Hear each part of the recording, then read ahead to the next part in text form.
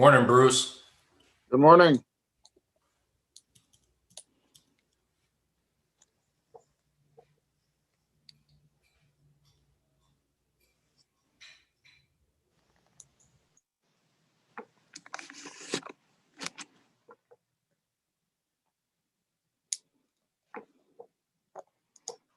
We're just a couple minutes early.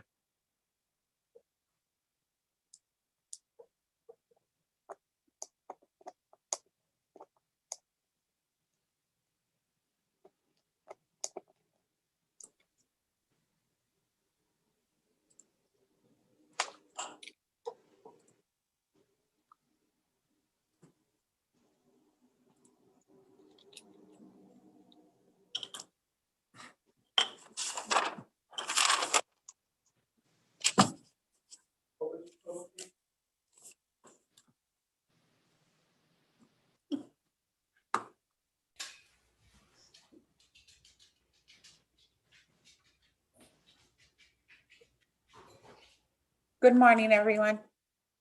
Good morning. Morning. With us shortly.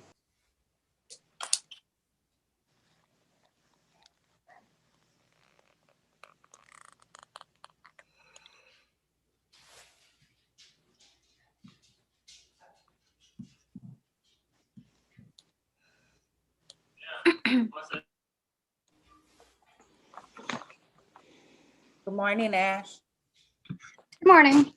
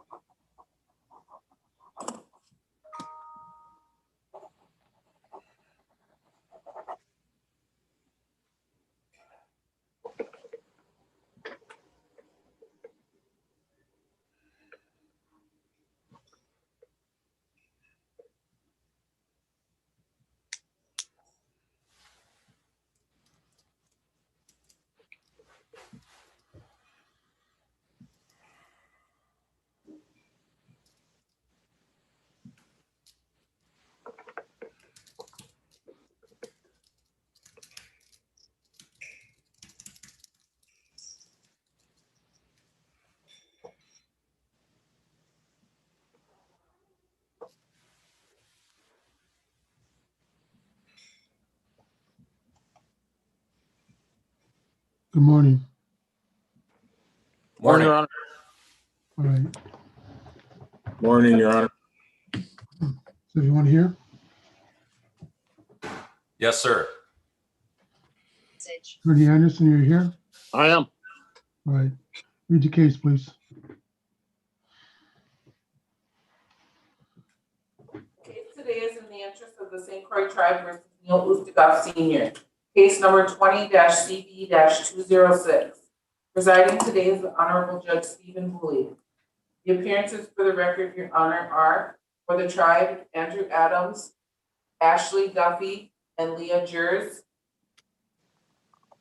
And for the defendant, Bruce Anderson, along with Neal Oustigoff Sr.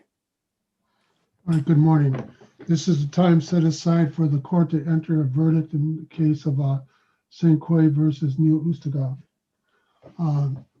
You guys have provided me with testimony, evidence, and oral arguments. The court has reviewed these documents and then the court reviewed also the complaint and other documentation that's been made available to the court, plus its own notes. In that regard, the court is finding the defendant, Neal Oustigoff, guilty of counts 1, 2, and 3, but not across the board. As Attorney Anderson had indicated, this should be a check-by-check evaluation, and that is what the court did. What the court has basically done is it broke this, the financial aspects, the money that was given to Mr. Oustigoff into categories. Category number one would be the money that was given to Mr. Oustigoff for the high school portion of going to see his son play basketball in tournaments and such when he was in high school.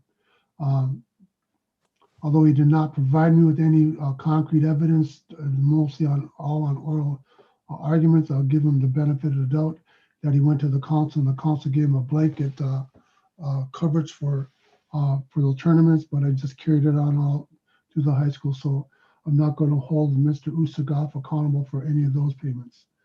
However, we get to the tax issues, the money that he got for paying his tax attorneys and his tax payments. Mr. Oustigoff is going to need to pay those back. We get to his trips to see his child play college basketball. You shouldn't even ask for that money. That's your responsibility, and you're going to need to pay that back.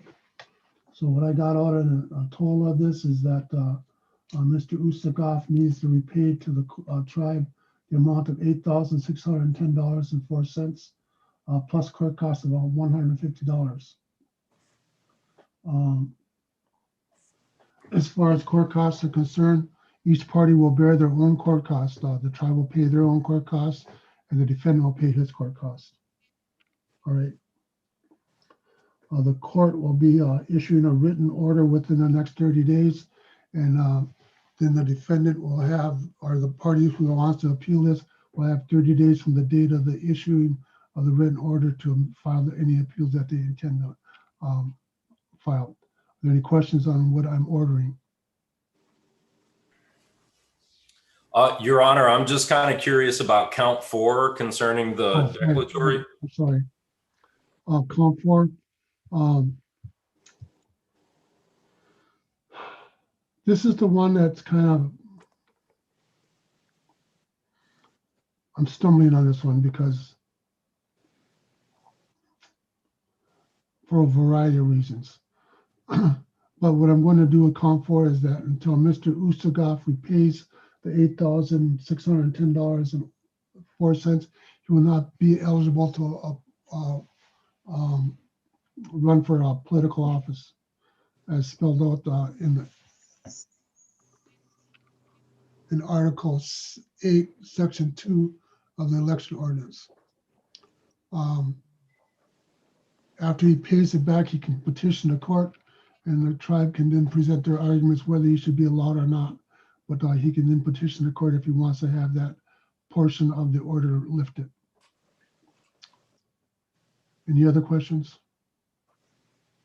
Not from the defense.